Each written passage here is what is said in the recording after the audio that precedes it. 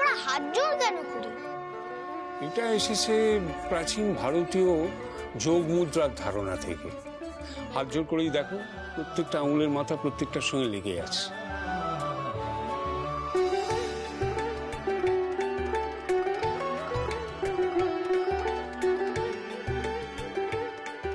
So sweet. দাঁড়ান, এখনো শেষ করিনি। আচ্ছা, দু হাতের আঙ্গুলের মাথা মিলে গেলে কি হচ্ছে? এতে আমাদের চোখ, কান, মস্তিষ্কের প্রেসার পয়েন্টে চাপ পড়ে।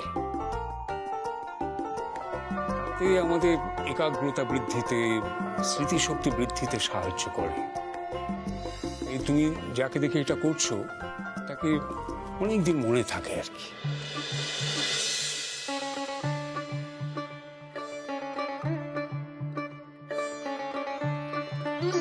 হ্যাঁ, সেই জন্যই তো যাদের আমাদের ভালো লাগে আমরা তার হাত ধরে চলি।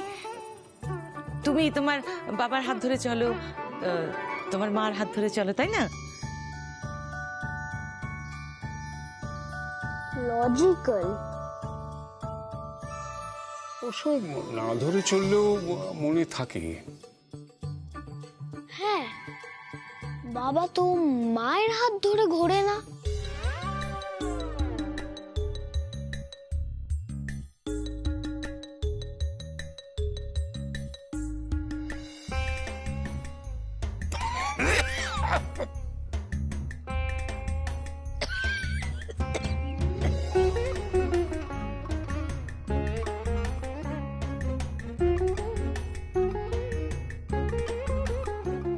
দেখি ওদিকে আবার ঠাকুর রান্না শুরু করলো কেন?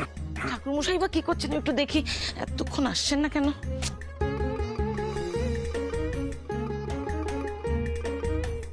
দুজনেরই কোনো সংক্রামক কাশি হয়েছে, তাহলে একসাথে কাশলো কেন?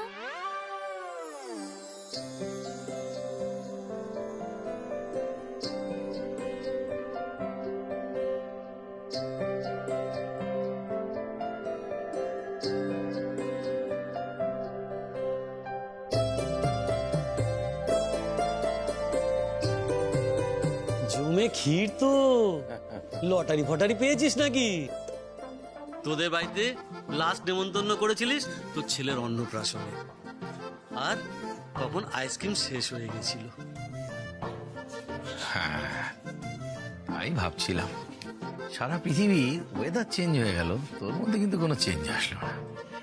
খেতে গেলি আমার বিয়ে, একটা কম্পিটিশন করে রসগোল্লা খেলি, ফিরে এসে আমাকে বললি বাবা রসগোল্লা কি টক কি টক। তোকে আমার বলারই ইচ্ছা ছিল না, তোর কাকাকে বলতে গিয়েছিলাম। কাকার বয়স হয়েছে, হাঁটতে চলতে পারে না, তাই বলে যাও আমার নেলাখাপা ভাইপোকে ধরে নিয়ে যাও।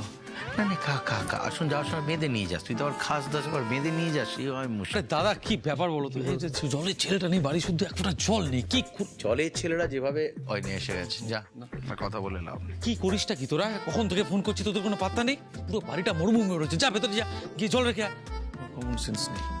বলছি রে, হ্যাঁ রে, ফোন করেছিল? না, ওরা করেনি, আমি করেছিলাম। বললো ওই বুদ্ধি চৌমাথা মরে আছে, চলে আসবে। 1 ঘন্টা আগে ফোন করেছিলাম, বলে চলে আসবে। চলে আসার কথা, তাই তো ভাবছি আমি দাদা তখন থেকে। হায় রে, হায় পৃথিবী, এত সুন্দর এত আয়োজন, ভেবেছিলাম 3 ভাই বোন মিলে কত আনন্দ কত উৎসব সব কিছু হবে, তা নয়, আজকে বাড়ি ভাগাভাগি নিয়ে কথা হবে। ভালো ভালো। ও তো এখনই হাল ছেড়ে দিচ্ছিস কেন?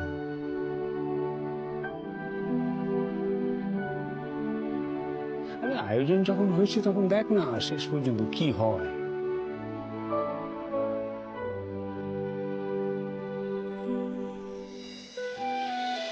দিদি, কিছু প্রয়োজন হলে বলো কিন্তু। আজ তো তোমরা সবাই উপোস করে আছো। এই উপোস শরীরে কত আর করবে বলো? রাতের পুজোর যে গোছগাছ বাকি আছে না, আমাকে বলো, আমি করে দেব।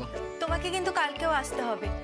আজকে তো আর অন্নভোগ দেওয়া যাবে না, কাল নন্দ উৎসবে অন্নভোগ বালক ভোজন সবই হবে। তাই কাল কিন্তু দুপুর দুপুর চলে এসো, কেমন? ঠিক আছে, চলো গো। চলো। বলছিলাম মা, একটা বাচ্চা ছেলের কথায় বাড়িতে এত বড় একটা আয়োজন করা কি আপনাদের ঠিক হলো?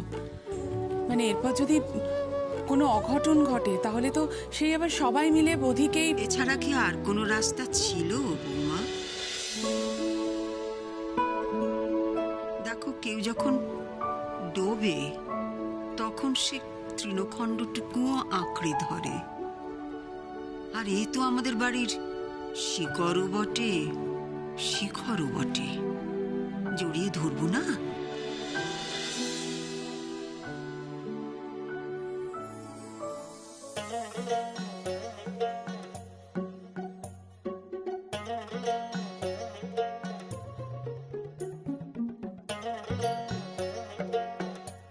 বাবা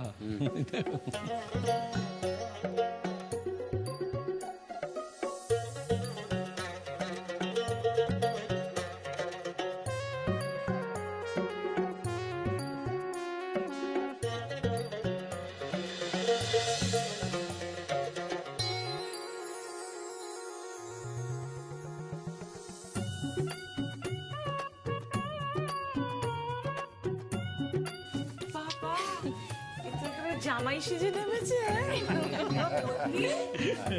তুই আবার ধুতি পরেছিস, হয়ে গেল। এবার যখন বারবার বাথরুম যাবি তখন কিন্তু আর কেউ ধুতি পরিয়ে দেবে না। ধুতি পরাতে পরাতেও একবার বাথরুমে গেছিল। আর হবে না, যা জল ছিল আমি উটের মতো শরীরে সঞ্চয় করি। প্রতিমা দেবী আসেনি, কই ওনাকে তো দেখছি না।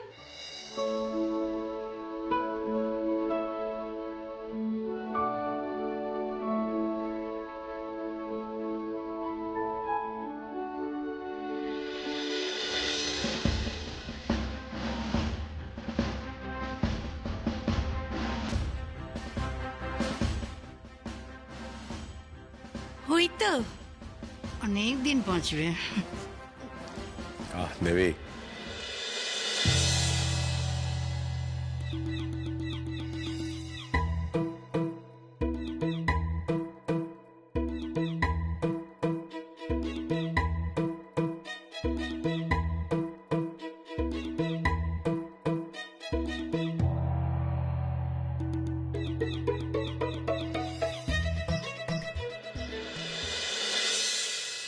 সিন্ধু,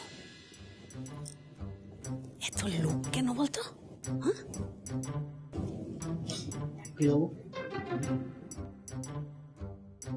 নোটিশের কাগজটা